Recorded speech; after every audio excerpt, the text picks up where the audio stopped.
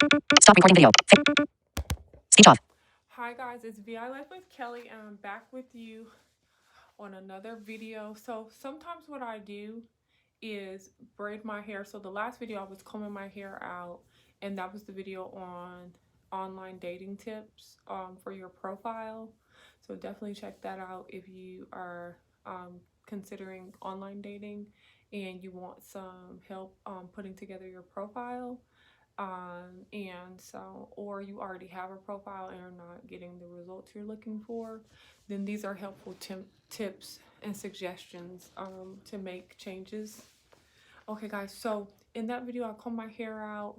I also um I also put it in these two braids. And hold on, let me double check because I hear Speech on. Stop recording video. Face centered. okay. Speech off. Okay, cool. We're still going. Okay guys, so um I want to say I think it was yesterday morning. At some point this weekend, President's Day weekend, I uploaded a video on the purpose of your 20s and 30s, and I promised that I would make a video on leveling up in your 40s and your 50s. So this is that video if you're interested in knowing my take on rebuilding in your 40s and 50s, then keep watching. This is the video you want to watch. Now in the 20s and 30s, I talked about the mindset you should have, the circle you should have, the movement that you should be making, the things you should be experiencing. And I talked about if you are a person that's in middle school or high school right now, you're in junior high or high school right now, this is the video you want to watch over and over and over again throughout your journey through your 20s. And if you are able to stay on track, then when you reach your 40s, which would be your time to invest, right? So you've been planting these seeds, you've educated, or you've gotten a lot of work experience, a lot of life experience, you've trained, and you're moving into your natural position, whether you're an entrepreneur, whether you're a team player, you're in management, you're an executive, you are a licensed professional, you're an architect, you're a nurse practitioner, like whatever it is that you've decided makes sense for you. And the way that you figured that out is through assessments, right? You've chosen electives that align with what work best for you. So you're not taking random classes in high school and junior high. You're not taking random classes in college. When you have those electives, you're not just exploring subjects that you're fond of. You're exploring careers, right? That you could see yourself in that capacity, and you're doing the research to find out what does the salary look like, what does the longevity look like, what is the benefit of this, what are the you know what am I going to get out of this for my time investment, what can I see you know in my lifestyle, and you're supposed to know the lifestyle that you want, right? That's in your heart, the lifestyle that works for you. If that's marriage, if that's whatever it is, however it looks, you're married, you want two children, you want one child, you don't want any children, you want five children, okay, and you want your children to go to college or be able to start their businesses.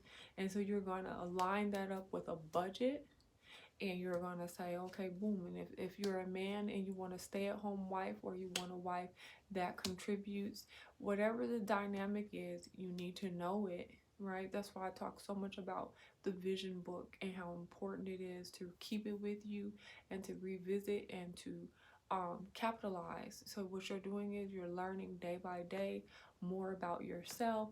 You're learning experiences. You're learning what's working, what's not working, right? Cool. So if you are fortunate enough to watch this video, to like, to share, to comment, and subscribe to this video, and get through college and graduate with a degree, that actually works for you, that you're passionate about, that you actually can thrive, right? You can thrive in this capacity. It fulfills you, it satisfies you, it gives you success, fulfillment, right? It's giving you the lifestyle that you've always dreamed of. You know, doing amazing things, right? So you've got your dollar figure, you've got your plan for success, you have your mentors, whether they're virtual mentors or actual tangible mentors, right? You've got your circle and you're powering on, you're pressing on, you're learning, and you're climbing. You know, you're climbing the scales, right?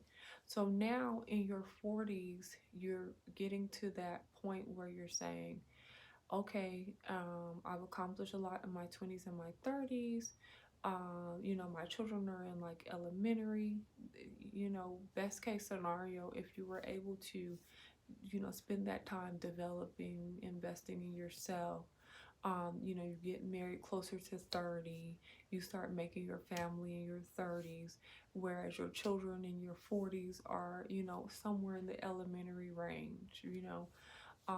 So if that's you, if that's what you've been able to accomplish, then your 40s is a time for you to be building on your financial investments, your portfolio. This is going to be what's going to get you into retirement. Like some of you all are saying, like, well, no, I should have started that in my 20s. And absolutely, I would say as soon as possible, even at the age of 16, get you a Roth IRA and put $20 in it every single month. Get you a universal life policy as soon as possible. It's like $19 for $50,000, and throw that 20 bucks over there as soon as possible, right? Get you a mutual fund and throw, you know, 50 bucks over there every single month. Those are three easy, simple products that you could get at any point, and that I would encourage you to get as soon as possible, right? So by the time you are in your late 30s and 40s, you are sitting on some great cash value. You are sitting on some assets, but because of course you finished school, you've been working, you're purchasing a home, right? Um, as well as in your late 30s and 40s, you should be things should be getting paid off. You know, if you bought your house, you know, 28, 29, 30, you've been in the house, you know, you're 40, 42, you've been in your house almost 15 years, you have a spouse, you guys should be almost finished paying for that house. Regardless if it's a 30-year mortgage, you guys should be tag teaming that mortgage. You should have a 15-year plan to get it done. Boom. And y'all double team that mortgage if you all are a dual income household, right? Or you're going to budget where you can pay a little extra on the principal every month so you can knock down 5 to 7 years quickly, right? So in your late 30s and early 40s, you should be paying things off. So you should be at a place where your home is dang near paid off, if not paid off. Your vehicles are paid off, okay? And you are heavily investing in the next project, whether that means you're selling the home that you've been in for the last 15 years because the value is significantly higher, and you make a profit on that and move into your forever home, or whether that means you need to upgrade your vehicles, whether that means you need to buy an investment property, a duplex, and put some tenants in there, or possibly look into having Airbnb situation, or turning those vehicles that you're really not driving anymore into a Turo opportunity, or you can rent them under the Lyft and Uber programs, or start that driver service and make those vehicles income, right? So in your late 30s and 40s, you are turning all your liabilities into assets and you are capitalizing. So you should have a lot of currency, cash available to you. So you have your IRA, you have your mutual fund, you have your universal and whole life policies there. Plus, you already still have your emergency funds. You already have, right? So, for those of us who have lived life and allowed ourselves to get off track, we've been married, we've been divorced, we had the children early, we had them late, we had them early and late. For those of us who were not knowledgeable or did not make it a priority to secure life insurance policies in our teens and 20s, right? Or to secure IRA, to secure mutual funds. Nobody taught you about that. You didn't know about that because you had children early, or in and out of a marriage and all that. You had a lot of financial instability. So just keeping a roof over your head was the priority. You didn't have extra money for XYZ. Whatever the reason is that you've reached 40 and beyond and you don't have it, whether you've been an entrepreneur, a successful entrepreneur, and you just got hit over the head with a lot of repairs and upgrades and um who knows, right? Who knows? Things that you can do right now in your 40s, the best thing that you could do right now is recognize that you only have about 15 more good years to recreate yourself. And this is the time to forgive yourself, to own your truth, which means find out who you are versus the logical person that you've been for the last 20 years, the survivor, the settler, the logical person, right?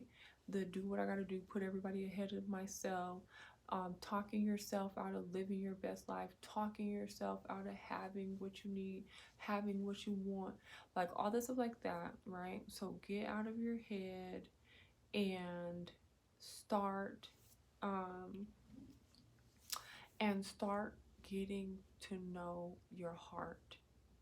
Reconnect back to that little boy, that little girl, that 3-year old, that 4-year old, that 5-year old, and find out, what are you passionate about? What do you enjoy? What do you love? What can you really see yourself thriving in for the next 10 to 15 years? So if you've been a security guard forever, but you love cooking and you always wanted to go into culinary arts, then that's where your money is. That's where your wealth resides. And what you're going to need to do is come up with a plan to get in culinary art school immediately. If that means getting roommates, if that means downsizing to a studio apartment, if that means moving in with somebody else, if that means finding a school that has dorms that you can live on the campus like you're 19, you can live on campus and utilize financial aid to pay for that housing. That's what we're doing, because this is it. Okay, so if you are a person that says, I love cooking, I always wanted to cook, and what you're going to do is use platforms like YouTube to start your channel, and you're going to do a day in the life of a 40-year-old culinary arts student. Or if you don't want to put your age, you don't have to. A day in the life of a culinary arts student. You put your school name out there if you want to or not, and you start vlogging, your road to success. And you start doing videos of your different meals you cook, your favorite thing you learn, and you talk about your day and you talk about your feelings and all of that, and watch the money coming in, because now you're going to be able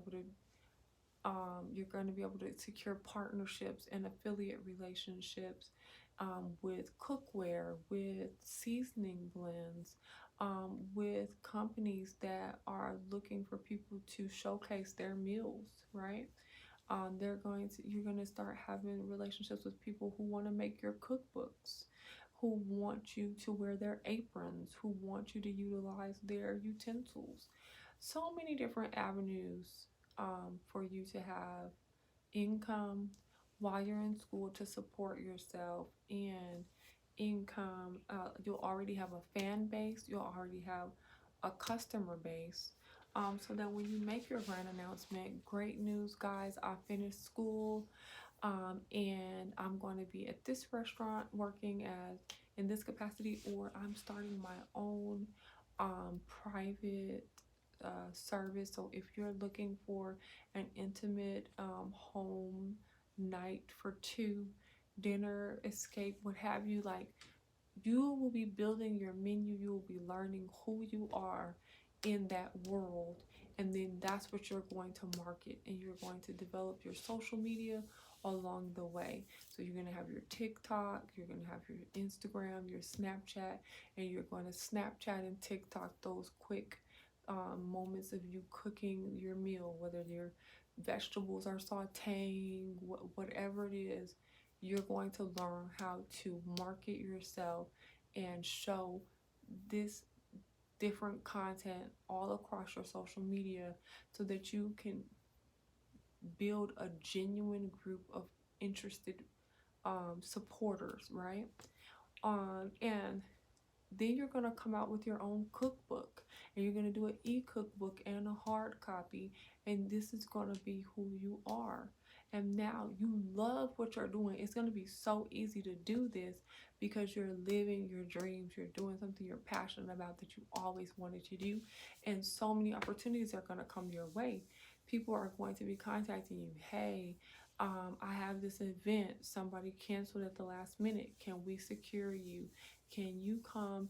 I'm at a food truck, I'm at a festival, and I need some help. I have way more customers than I planned. Can I hire you to help me cook? Like, so many things will come your way when you're living in your purpose, in your plan, thriving. When you're living in the sphere of, I don't know how this is going to come together, but I know God does, and rock on. So, your 40s, if you are rebuilding, if you didn't get your 20s and your 30s together, you didn't get them off to a good start because you didn't know, because of XYZ, and you need to rebuild, you must be intentional and capitalize and forgive yourself and move on. So you're going to do the research, you're going to do your assessments, you're going to agree, okay, Val, this is who I am. Perfect, this is what I've always wanted to do. Perfect. And then you're going to find a way to get it done. You're going to find a program. If you know you can only not work for 6 months before it's going to be a problem, then you're going to find a 6-month program. You might have to go to school Monday through Friday from 9 a.m. to 7 p.m., but it's game time. It's crunch time. You see what I'm saying? So your 40s, if you want to dig yourself out of a hole, and you are definitely in a big ditch if you did not use your 20s and 30s wisely, then you're going to spend your 40s tapping into, what is it that I really enjoy, I'm really passionate about, I can do this and thrive. And so your 40s and your 50s is that point in time where you realize, like, what life is really about. You realize, like, all the time energy, the drama, the good, the bad, the ups and the downs, it really starts coming full circle, like, oh my gosh, if you are a single woman, if you are a single man, it starts hitting different, whereas in your 30s, you really wasn't tripping about it. Maybe you went through so much. You know, you're enjoying being to yourself to a degree because you just want to be safe at this point. But your 40s is going to be a pivotal time for you to really hone in with the fact that, I am not where I expected to be, and I better get my life right now. And so if you are the person that has been able to stay on track and utilize your 20s and 30s for what it was, and elevate and progress, and you're in your 40s now, this is the time where you're going to be building a serious investment portfolio. And this is where you're going to be very consistent, very aggressive about accumulating um, your portfolio, because this is what's going to carry you in your 60s when you're completely done. When you're, because 55, after 55, you're going to be done. You're going to be like, I'm done. I want to travel. I want to use my mind, my body, my spirit in a different capacity. Okay. And so when you get at 55, you need to be able to look at your body of work, because that's what it boils down to. Your life that you lived from middle school through, 55. You need to be able to look at your body of work and see what does that translate to. Now, even if you didn't get an IRA until you were 40, you didn't get your universal life and whole life policy until you were 40, you didn't get your IRA until you were 40, okay? And you were,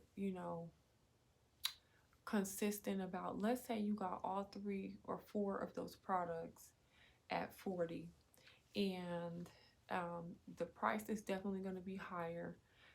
Let's just say, like, for $100,000 universal and whole life policy, you're going to be paying about $150 a month. And then let's say that your IRA is going to be like another $100 contribution. And then let's say that your mutual fund is going to be, another, let's just say you're gonna do $50, so that way you could just have an even number. So that's $250. Even though I would say at least put $150 in your mutual fund every month, okay?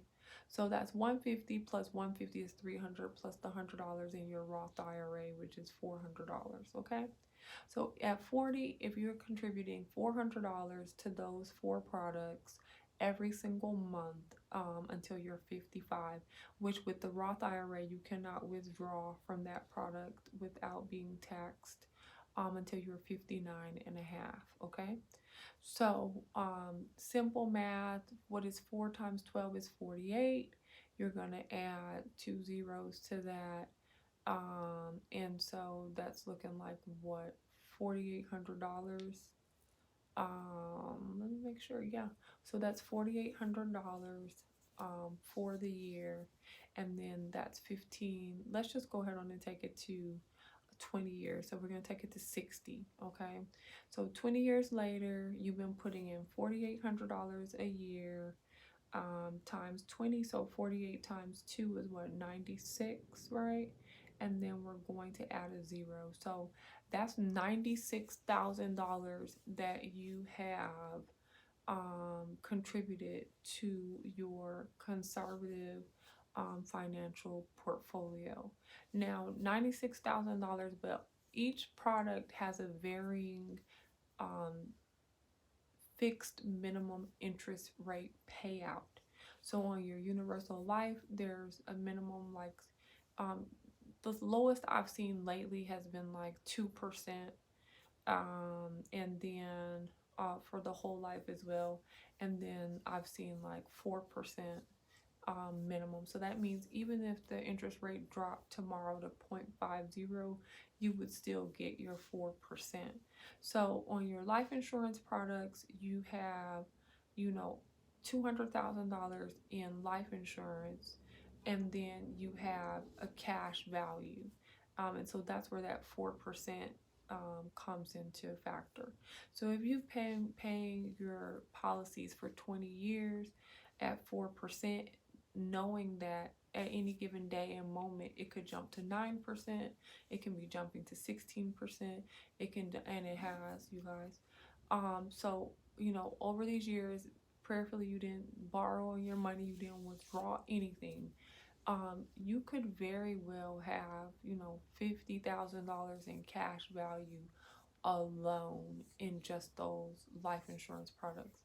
Okay, then you have your mutual fund, which is going to be a product that's the most aggressive in yielding an return. And so, contributing $150 every month for 20 years, that could be another product that you've got $50,000 over there.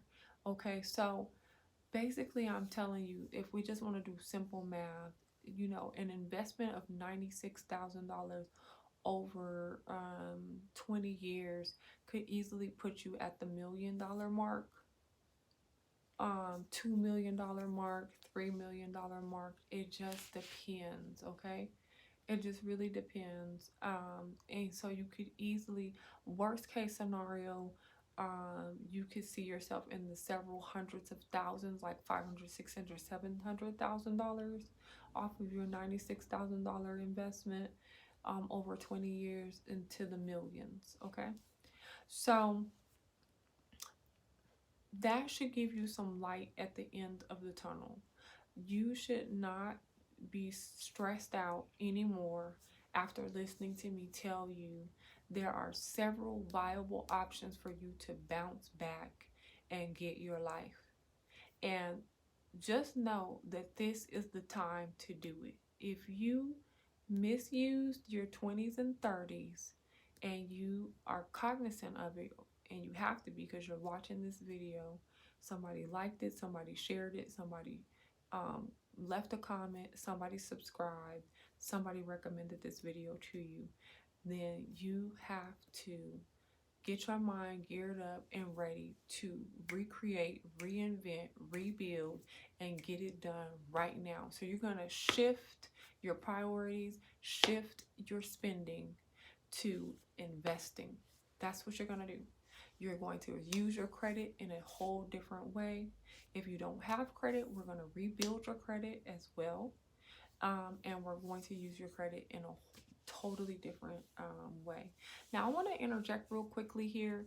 I was talking to a gentleman today who was telling me about his tax professional, and he said he was advised to get rid of the cards he had, credit cards he had, that were like less than a couple years, like the cards that he had for the least amount of time, get rid of those, and the ones that he's had for the longest amount of time, keep those. Now, in this life of finances, okay, number one, finances and tax, there are no rules that fit across the board. It doesn't work like that, okay? And this is something that is shared. Any video you watch on YouTube University talking about credit, everyone will say that same thing. If you're going to get rid of some cards, you keep the longest ones you've had, and then get rid of the shortest, length of time cards. Number one, if your card limit, if the highest card limit you have, credit line you have, happens to be a credit card that you have for the shortest length of time, do not get rid of that card. Credit is a numbers game. The more you have, the better you're doing. If you have 5 credit cards and one of them is $1,000, one of them is $2,000, one of them is $3,000, one of them is $5,000, one of them is $10,000, and one of them is $25,000. If you are going to get rid of them, you get rid of the 1 through the 5,000, and you keep the 10 and the 25,000. If you just want one credit card, you get rid of the 1,000 through the 10,000, and you keep the $25,000 credit limit. Why? Because it's a numbers game. When it comes to your credit usage, the more you have available versus what you've used. So the more you have available versus your credit line is what is indicative of how many points your score is going to go up. So if you have a credit card that has $1,000 limit and you spent $10, and paid it off, first of all, when you shut down your higher limit cards, that tells the bureaus that you're not responsible or that you're not confident in your ability to keep up with higher limits, which will trigger them to send a response to other creditors to say, this person just shut down their $25,000 credit limit.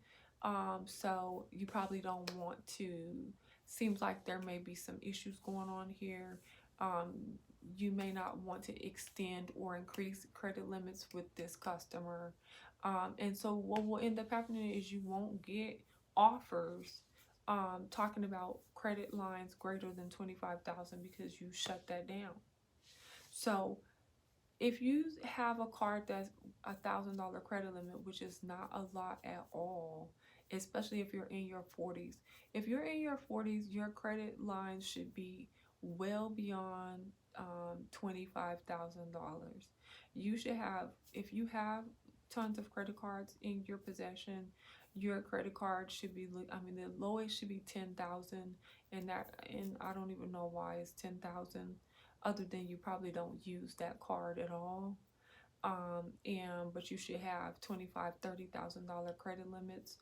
That's what you should have by the time you're in your 40s. Okay, so the way that you accomplish that is that you don't keep people that send you offers for credit card limits that are less than $10,000 and $25,000.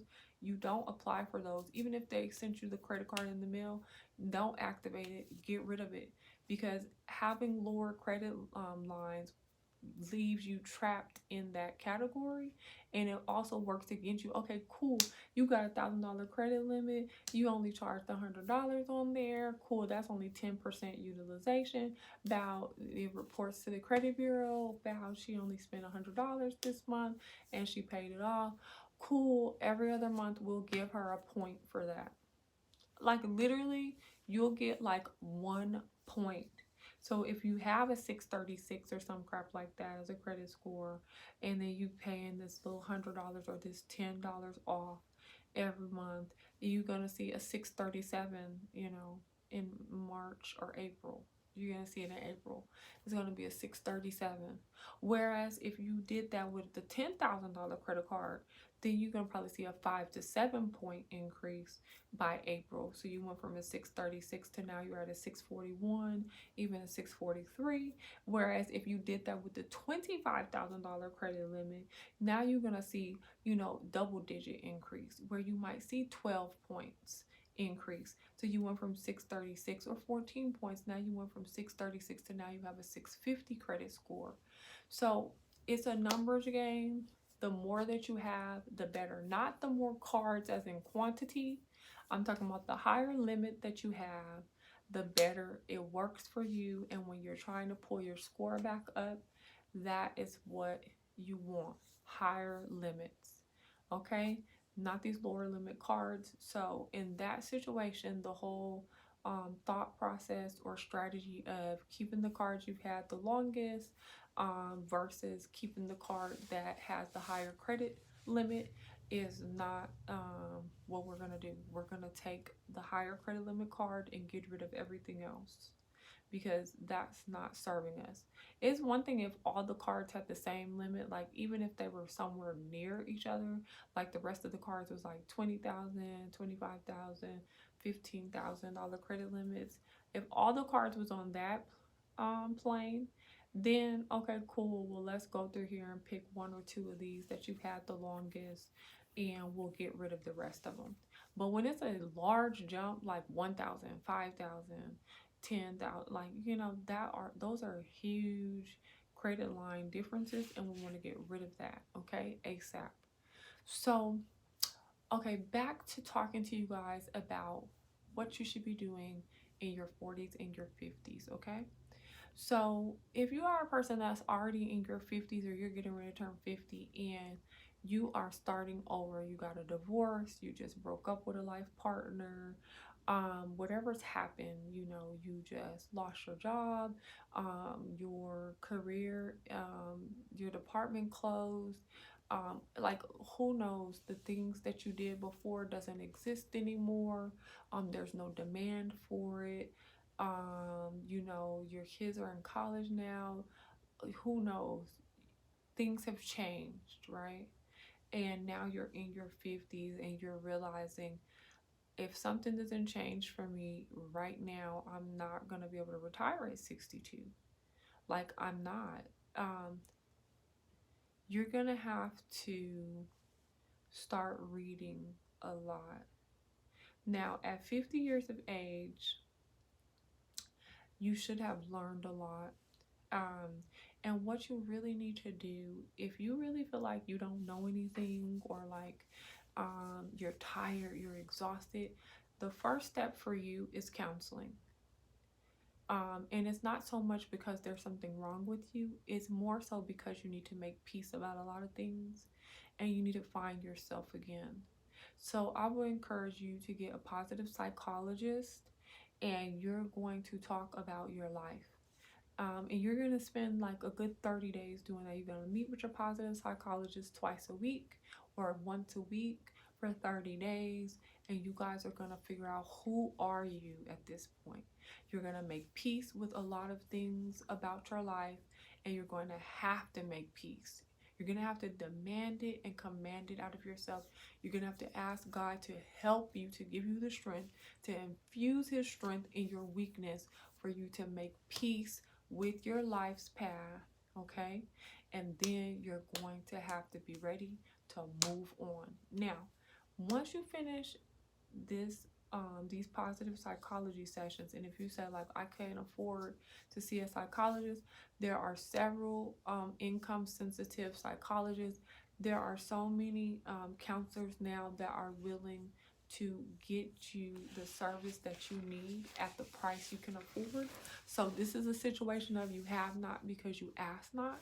So definitely be transparent and tell these people, hey, I can only afford $25 a session, because a lot of these counselors are taking your deal. Okay, so definitely get it done. Okay, another thing that's a great option for persons in their 50s that will allow you to acquire large sums of money quickly is writing a book. Now, you could say like, oh, I don't have nothing to write about, but that's a lie. We all have something to write about. You can write about your favorite hobbies. You can write about things you learned as a parent, things you're learning as a grandparent. You can write about how to repair things if you know how to repair things. You can write about your favorite meals, your favorite pastimes, stress relievers. You can write a reflection book on the things you wish you would have known, on the things you never knew, on the things you wish you didn't know or that you wish you didn't do. There's so many jewels that lie within yourself by the time that you're 50. So capitalize, write your story, write your self-help books. It's very therapeutic. It will help you feel better about where you are. Finding purpose in your pain is so powerful. And when you can assess and find something that is allowing you to benefit, that's rewarding you for the sacrifice and for overcoming, that's amazing. It's invaluable. So my suggestion for those that are rebuilding in their 50s, first thing you want to do is get the counseling, start with the positive psychology. You definitely want to start exercising, going for walks, start that up for yourself, and you want to be writing books. And don't put pressure on yourself like, oh, my grammar's not good, I've never been good at writing. Just get started. Even if you record yourself, you record your thoughts, there's people that will take your recordings and turn it into books. And they're all over the internet. There's a lot of ways to get it done. But if you are a person that has been able to make good decisions in your 20s and your 30s, you've been able to, now you're in your 40s and you are investing and, realigning yourself, getting those liabilities knocked out, right? You getting everything squared away, because in your 50s, your kids are going to college at that point, or starting their businesses, or getting into professional licensure programs, and they need cash dollars to finish those things and launch their businesses, open those doors of their brick and mortar building, like whatever it is, they need the stability of you having your things together and have planned and put those dollars to the side for them to thrive, right? So now you're in your 50s. God is good. Your children are in college, hallelujah, and we're getting through that one semester at a time or whatever avenue they've chosen. You've got vehicles for your children, and whatever comes with that, books and all that, and you're slowly but surely getting your children into the mindset of providing for themselves, right? So we're pushing them for work study, we're pushing them for internships, we're pushing them for part-time opportunities, for online opportunities, right? And we're getting them on track and getting used to having their own money and being able to have more freedom and independence and enjoying that experience, right? So that in your 50s, you can enjoy the reality that you're almost done with this thing called work.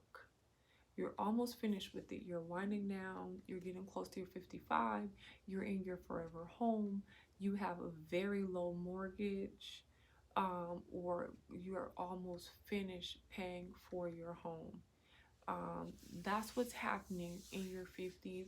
You're also transitioning into getting to know your spouse again. You should have been dating and never stop dating throughout your marriage, so your 30s and your 40s. You should have been dating and reconnecting and going to workshops and going to events that support marriage and support healthy relationships and help you guys learn to accept one another and to continue committing to one another and committing to togetherness, right? So in your 50s, you are looking forward to being each other's babies again, because your babies are out the house, living their lives, living their dreams, and you're reconnecting in a whole nother level now in your 50s. So your 50s, and now maybe you guys been doing family vacations for the last 20 years or so, 15, 20 years. Maybe you guys have been home and holidaying and private date nights at home, and here and there. You prioritize your family and your goals, right, above your relationship. But now in your 50s, you should be circling back to being his girl, you know and that should be exciting, and that should be refreshing, and that should be renewing. It truly should be a beautiful time in your life together.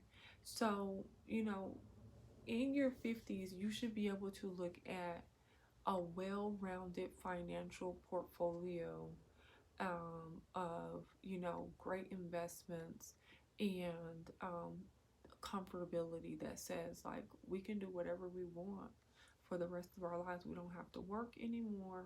We don't have to go anywhere we don't want to go. We have great we have a great thing here.